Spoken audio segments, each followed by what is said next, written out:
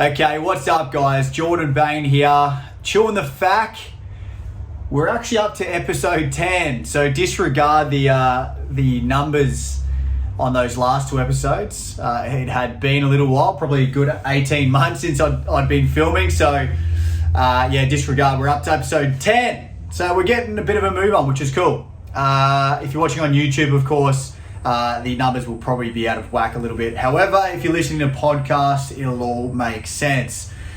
Today's episode though, let's dive straight into it. Essentially what I want to talk about today is coming back to generating leads on Facebook and Instagram.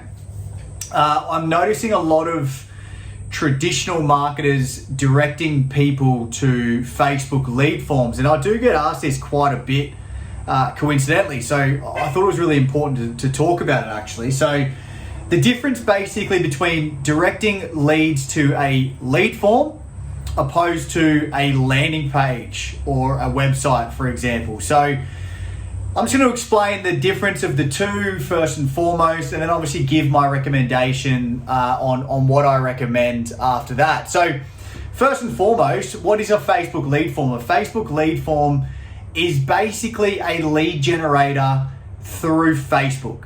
Okay, so the process of how it goes is your audience is going to see an ad. When they click on that ad, it will then take them to a Facebook lead form, which is typically through Facebook Messenger. Okay, so you've probably seen it before. You've clicked on an ad, it directs you to Facebook Messenger, and then it starts like an automated conversation, okay, or like a bot. A bot starts talking to you. So I don't know what's going on with my camera at the moment, it's all over the shop. But essentially what it's doing is it's trying to extract your details or give information through an Autobot or a chatbot or, as I said, a Facebook lead form. Now, these are great to a sense. It depends how much information you're trying to extract as well, though. I certainly use both in my real estate business. I do have a preference. I'm a big believer on landing pages or websites, and the reason being is there's less hurdles you have to jump through. If you've ever filled out a Facebook lead form, particularly if it's through Messenger, you would have noticed that at the end of it, there's usually a privacy box that you need to tick, okay? And that privacy box or the agree button that you need to click on often scares a lot of people off or filters a few people out just purely because of that privacy and security thing, right? People start wondering, shit, what's going on? Who am I giving my details to? And they start second guessing themselves.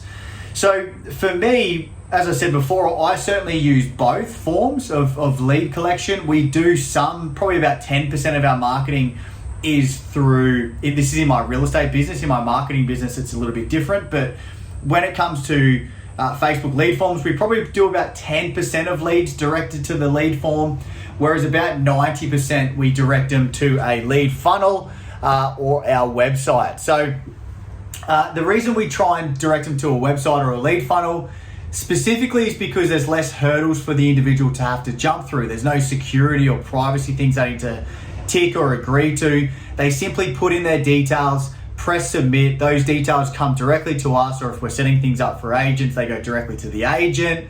And obviously, as I said before, less hurdles and less, it creates less privacy breach concerns from the individual. Now, some people might look at that and think, okay, it's less work, or so it's more work. Directing people to a website, you might filter more people out by actually pushing them away from Facebook. But that's actually the best thing you can do, because ultimately you've got then the opportunity to sell them other products or other services, and obviously try and keep them in the position that you want them to be in. If people are kept on Facebook and the little messenger thing comes up, again, they're easily distracted with other things. Whereas if you take them to your lead funnel or your website, you can give them other resources, selling guides, buying guides, you can add them to your mailing list. So many more things you can do. So personally, that's why I'm a big believer on websites or landing pages over lead forms. But as I said before, I certainly do both. If I was just starting my Facebook ads, I would 100% go directly to lead funnels and landing pages, mainly because it's just so much easier. To give you a bit of an idea on amount of leads. We probably see at least 30 or 40% increase of leads as a result of directing people to a landing page. And the lead quality is just that much higher as well. So yeah, food for thought for you. Curious to know what you're up to and what you're doing. Of course, obviously, if you want help with any of that, reach out anytime. For now, guys, episode 10 all done. We'll see you soon.